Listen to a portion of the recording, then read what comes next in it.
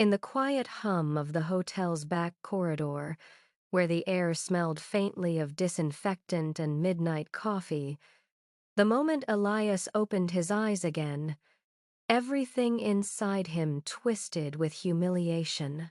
He sat upright too fast, the remnants of the panic attack still burning in his chest, and the first thing he saw was this night shift clerk with gentle eyes, calm breathing, and a steadiness that made him feel exposed in ways far more terrifying than the headlines that usually followed him. She asked if he was okay, her voice soft but firm enough to cut through the fog in his head.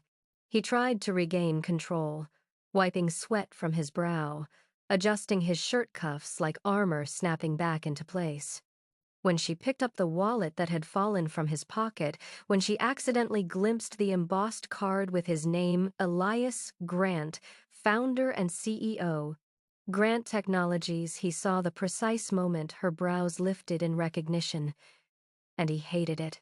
He hated how small he'd looked, in front of someone who now knew the magnitude of his public persona. He muttered stiff thanks, pulled the mask over himself again, and attempted to offer compensation money, upgrades, whatever she wanted, just to erase the memory of how human he'd been. But she refused all of it, not rudely, just with a quiet integrity that disarmed him more than any panic attack could. "You needed help. That's all," she said, and something in him went still. People didn't talk to him like that. People didn't look at him without wanting something. Before he could gather words that made sense, she walked away to tend to other guests, leaving him sitting there in the small, dimly lit room feeling like he had been rewritten in real time. That should have been the end of it. But he found himself returning the next night, not because he needed help, but because he couldn't shake the way her refusal scraped at a part of him he had forgotten existed. He convinced himself it was a matter of pride, of being properly understood, of making sure she didn't carry an impression of him as weak. But the truth was simpler and more dangerous.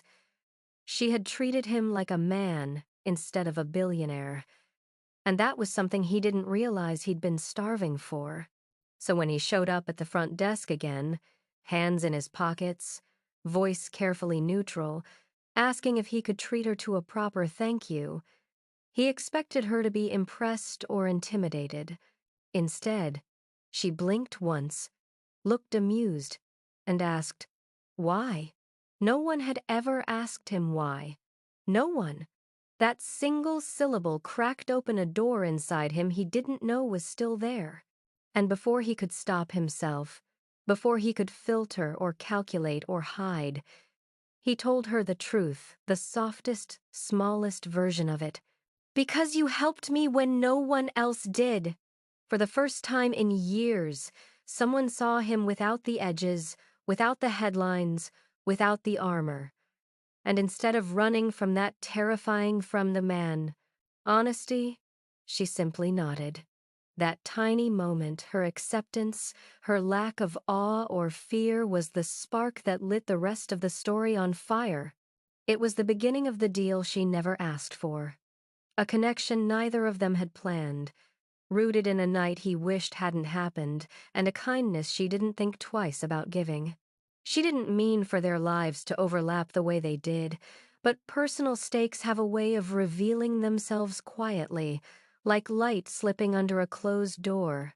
She had always lived simply, moving through the world with an understated resilience, shaped by years of making ends meet, working night shifts, sending money home, carrying the kind of responsibility that forced her to grow up faster than most. She didn't talk about it unless someone asked, and no one ever asked. But Elias noticed the small things.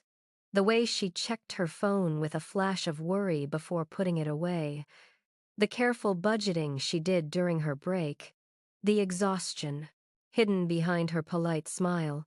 Meanwhile, he carried his own kind of weight, one built from expectations, wealth, and a childhood where affection came with conditions and silence was the only constant.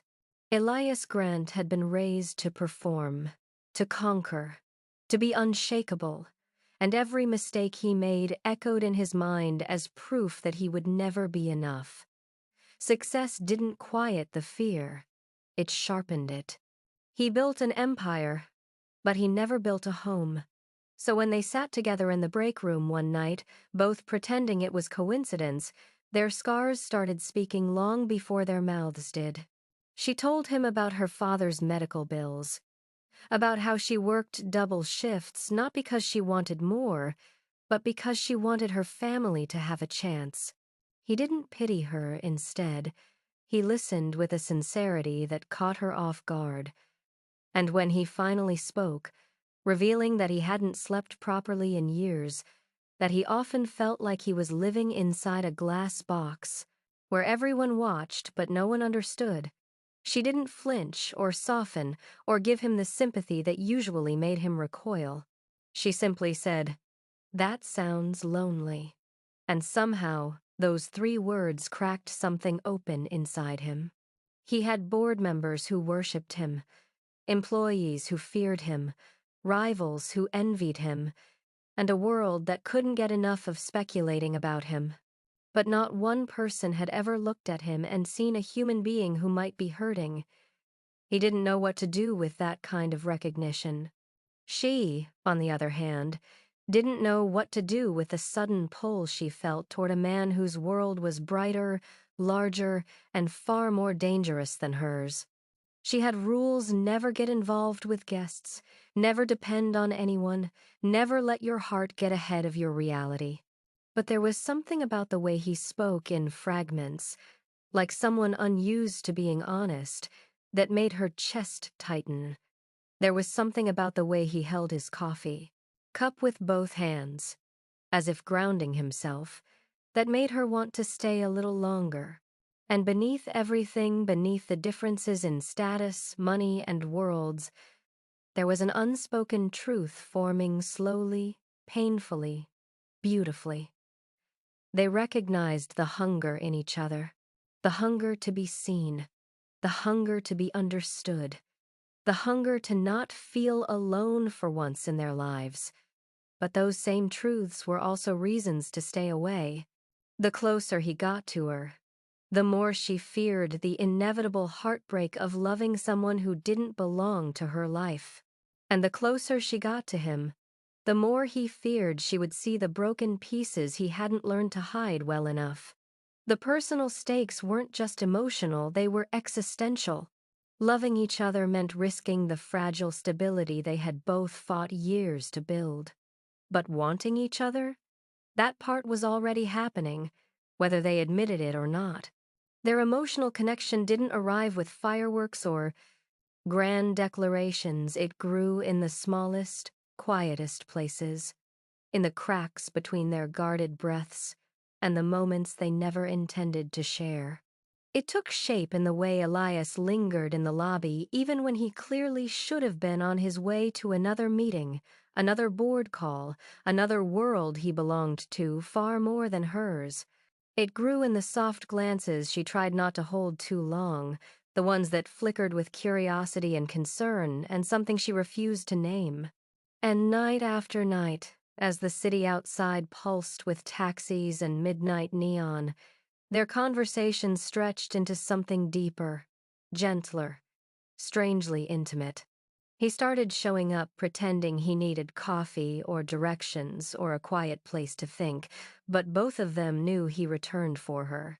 And she pretended she didn't notice, pretended she didn't replay his low, tired voice in her mind long after he left, but deep inside she felt something blooming with every encounter. What startled her most was how natural it felt. Elias was supposed to be unreachable, existing on some untouchable tier of society where people like her were invisible. But when he sat beside her in that dim break room, sleeves rolled up, exhaustion softening the edges of his face, he didn't feel untouchable at all. He felt human. He felt breakable. He felt like someone searching for a place to rest. Their kindness toward each other became a language, one neither of them had ever been fluent in. He began to ask about her family, not out of politeness, but from genuine curiosity, and he remembered every detail she shared, even the ones she muttered half-heartedly while closing up the lobby. She began to understand the rhythm of his breathing, the subtle hitch that came when anxiety threatened to rise again, the way he clenched his jaw when talking about his parents or his past. Sometimes he didn't talk at all. Sometimes he just sat quietly across from her, letting the presence of another person pull him back into his body, and she didn't need him to fill the silence. The silence itself became something safe, sacred, a place where neither of them had to pretend. Slowly, the tension between them morphed into something charged, a spark under every shared glance, a softness under every hesitant smile. She felt it when their hands brushed accidentally at the counter, sending a tremor through her chest. He felt it when she laughed at one of his unintentional jokes. A real laugh, unfiltered and warm, the kind that made him want to say something else just to hear it again. She found herself waiting for him, even when she told herself not to. He found himself planning his schedule around her shift without consciously meaning to. And the more they opened up, the more dangerous their connection became. There were moments he almost confessed what he felt like the night she told him she dreamed of going back to school someday. And he said quietly, "You deserve more than the world ever gave." You, realizing too late how intimate the words sounded. Or the night he admitted, for the first time to anyone, that the panic attack wasn't a one-time incident, that it had been happening for years. She didn't recoil or give him pity. She just said, "You're allowed to feel overwhelmed, you know," in a tone that made his throat tighten. He wasn't used to being allowed anything. She wasn't used to being chosen. And that combination made every small interaction feel like stepping closer to the edge of something enormous. Still, neither dared to name what was happening. She feared wanting more from him than the universe ever intended her to have. He feared letting her see too deeply into him, because softness was dangerous in his world. Softness got twisted, used, weaponized, but despite all their fears, despite all the reasons they should pull away, the emotional thread between them only tightened, not through grand gestures, but through shared humanity. Two lonely souls finally recognizing themselves in someone else, and long before either of them admitted it, the truth was already there, humming beneath every moment they spent together. They needed each other more than either of them was ready to say aloud. It happened on a Thursday evening, the kind of night where the air outside felt thick with the promise of rain, and the hotel lobby glowed with its usual soft, amber light. They were sitting together near the back desk, not close enough to be inappropriate, but close enough that anyone watching too carefully could sense the quiet gravity pulling them toward each other. She was telling him a simple story about her younger brother, something funny, something ordinary, and Elias was actually smiling, not the boardroom smile he used like armor, but a real one that softened the harshness in his eyes. And that was exactly the moment someone snapped the photo. Neither of them noticed. Not then. Not when he walked her to the employee elevator. Not when she wished him a safe night. Not when he turned around one last time before stepping out into the city. The world seemed peaceful, untouched, until the next morning, when everything detonated at once. She was barely through the staff entrance when her coworker shoved a phone into her hands, eyes wide with panic. The screen lit up with a headline plastered across a celebrity gossip page. Asterisk, asterisk, mysterious hotel worker seen getting cozy with reclusive billionaire Elias Grant, asterisk, asterisk. Beneath it, the photo grainy, poorly lit but unmistakably them. She stared numbly at the way the camera froze their moment. Elias leaning slightly toward her, shoulders relaxed, face unguarded.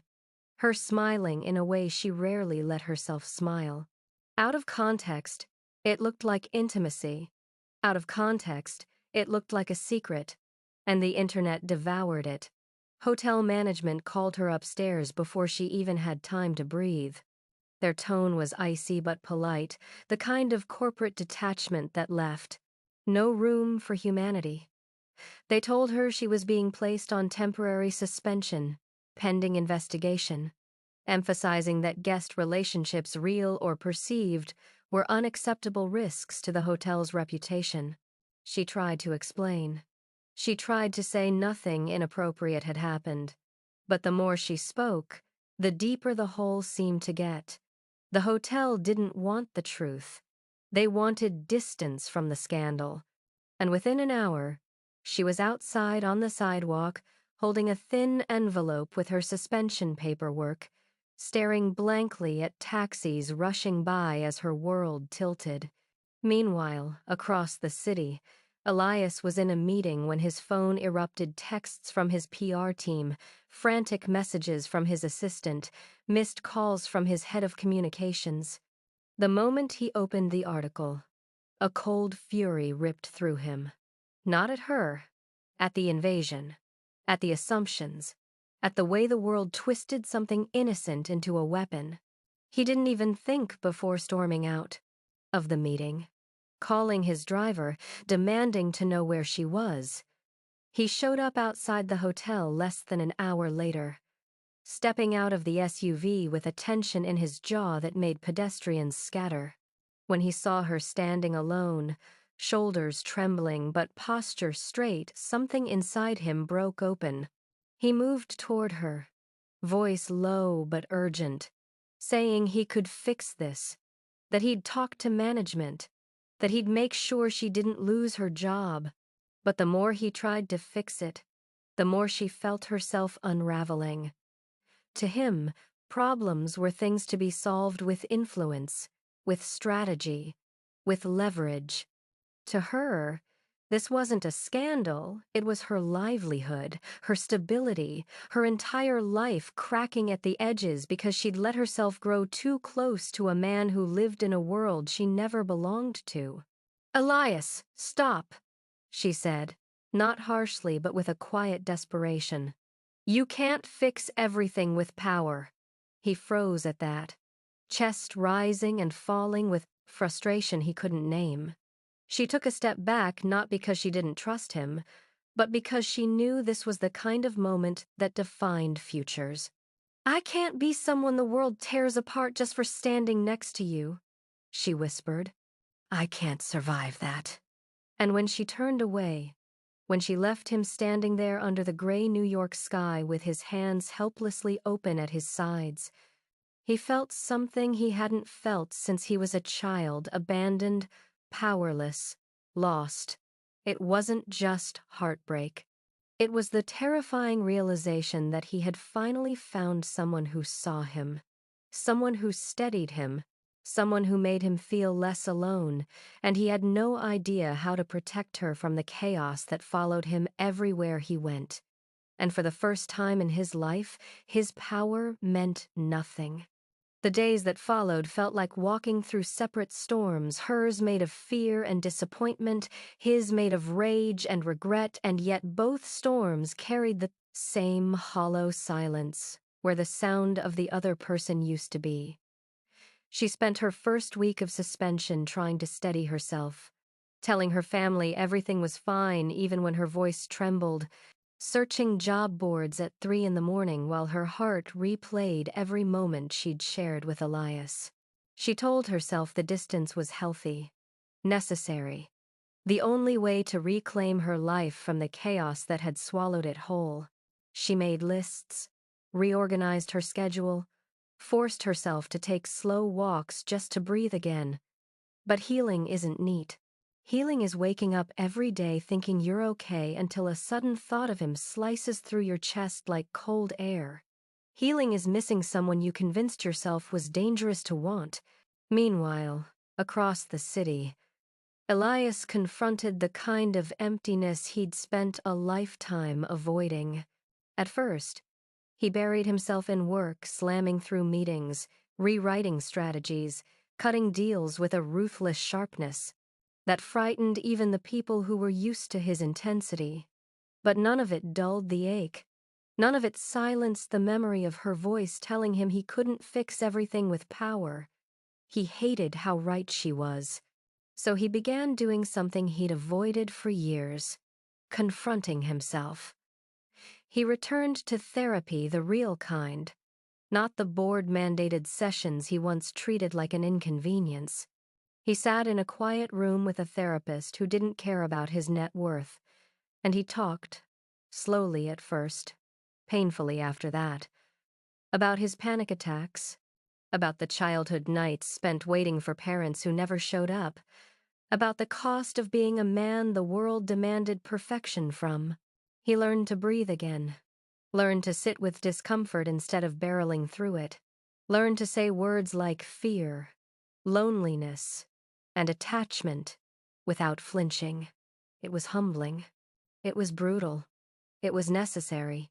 And in the middle of all that growth, he missed her, not in the obsessive, desperate way he feared, but in a quiet, steady way that surprised him. He missed her honesty, her calm, the way she didn't pedestal him or diminish him. He missed having someone who spoke to him like a person instead of a headline. She, too, was changing. With her unexpected time away from the hotel, she took on a part-time job at a local cafe, where the work felt lighter, less suffocating, where customers didn't come with high expectations or the looming threat of reputation. She found herself smiling more, breathing easier, reconnecting with parts of herself that had been worn thin by constant responsibility. And yet every once in a while, she caught herself glancing at the door when a tall man walked in, or pausing when she heard a familiar low voice from across the street, only to realize it wasn't him. She told herself to move on. She told herself she was rebuilding, and she was. But rebuilding doesn't erase longing. It only teaches you how to carry it. Their separation became a strange kind of mirror, showing both of them what they'd been too afraid to see before. She learned that she deserved stability, respect, gentleness, that she didn't have to shrink her world to accommodate someone else's chaos. He learned that vulnerability wasn't weakness, that connection wasn't danger, that love, if that's even what this was becoming, didn't have to be a battlefield where someone always lost. By the time the second month drifted in, they had changed in ways the other would never have believed. She stood taller, surer of herself, more aware of her own worth. He stood softer, more open, clearer about what mattered. They had become better versions of themselves alone. And yet, every night before they fell asleep, whether in a tiny studio apartment or a penthouse overlooking the skyline, both found their thoughts drifting to the same quiet truth. Growth hadn't erased the connection. If anything, it had made the pull between them stronger, deeper, far more dangerous to ignore. They were no longer the same two people who met in the dim hallway of a hotel. They were something else now, something braver, something wounded, something ready. It happened on a night that felt eerily familiar. New York, wrapped in a restless wind, the streets glistening under a light rain, the same kind of evening that had cracked his world open months before. She was closing the cafe, wiping down the last table, when the bell over the door chimed softly. She didn't look up at first, assuming it was a customer who hadn't noticed the sign flipped to closed. But then she heard the silence heavy, hesitant, intentional, the kind of silence that carried a heartbeat she recognized before her mind even caught up. She looked up slowly, breath catching in her throat. Elias was standing in the doorway, rain dripping from his hair, his coat half unbuttoned as if he'd been too distracted or too desperate to finish, pulling himself together. There were no bodyguards, no sleek town car waiting outside, no shield of power wrapped around him like usual. Just a man tired, vulnerable, determined. For a long moment, neither of them moved, neither spoke. The weight of everything unsaid filled the air between them, the scandal, the silence, the months of hurting and growing apart. And finally, he took a single step toward her. "I didn't know where else to go," he said quietly, voice rough. She swallowed hard, fingers tightening unconsciously around the damp cloth in her hand. "Elias, you shouldn't be here." "I know," he said, "but I needed to be." He took another step, then another, stopping a few feet in front of her. He didn't reach for her. He didn't try to close the distance she wasn't ready for. He simply stood there, breathing like every inhale cost him something. "I'm not here to fix anything," he said, and her eyes flickered with surprise because it was the last thing she expected him to say. "I'm here because I owe you the truth." Truth. The word hung between them like a fragile offering. She didn't respond, but she didn't turn away either. So he continued, his voice steadier but lined with a kind of honesty she had never heard from him before. He told her about therapy, how he'd gone back, how he'd finally stopped fighting the memories he'd spent years burying, how he was learning to name the fear instead of outrunning it. He told her about the night terrors, the panic attacks, the crushing weight of living in a world that demanded perfection from a man who still felt like a frightened boy inside. And he told her the part that broke his voice. "I didn't come back because I want something from you. I came back because you're the only person who ever saw me, really saw me, without asking for anything in return. And I didn't know how much I needed that until it was gone." Her chest tightened, breath trembling. This was the version of him she had always sensed beneath the layers, the man behind the power, behind the money, behind the silence, the man who felt too much and showed too little. She opened her mouth to speak, but the words stuck, so he filled the silence gently. "I'm scared," he admitted, voice low. "I'm scared of letting people in. I'm scared of losing control. I'm scared of you seeing too much of me. But I'm more scared of going the rest of my life pretending I don't care about you." A single tear rolled down her cheek before she could stop it. He didn't move to wipe it away. He didn't move at all. He let her have her space, her choice, her breath. "You hurt me," she whispered finally, the truth trembling in her voice. "I know. You scared me. I know. And I can't go through that again." His shoulders sagged, not in defeat, but in understanding. "I'm not asking you to," he said softly. "I'm asking for a chance to do better. A chance to show you the man I'm trying to become, not the one I was." The rain outside softened into a steady rhythm, like the city was listening. She felt her heartbeat thudding against her ribs, felt the ache of everything she'd lost and everything she still longed for. Slowly, painfully, beautifully, she set the cloth aside. She didn't step into his arms. She didn't promise anything. She simply whispered the only truth she could give him. "If we try again, it has to be honest. All of it." His exhale shuddered through the room, almost a quiet prayer. "Honest," he repeated, voice breaking. "I can do that." And in that moment, with the cafe dark, the rain falling softly outside, and their hearts laid bare between them, they didn't fix their past. They didn't promise their future. They simply chose truth, and for the first time, that was enough. The night didn't give them clarity all at once. Healing never arrives that cleanly, but something undeniable shifted as they stepped out of the cafe together, the rain easing into a gentle mist that blurred the glow of streetlights like softened memories. They walked without touching, without rushing, both of them aware that the fragile thread between them was being rewoven with every step they took side by side. For a long while, they didn't speak. The silence wasn't cold or sharp anymore. It felt like breathing space, like a place where things could be rebuilt slowly instead of collapsing under the weight of fear. When they reached the corner, she stopped beneath an awning, turning to face him fully. Drops of rain clung to her hair, her lashes, her cheeks, and Elias had the haunting thought that she'd never looked more real, more alive, more human, and that he'd never been more terrified of losing someone. "Elias," she began, and he braced himself, but her voice was steadier than he expected. "I don't want promises you can't keep."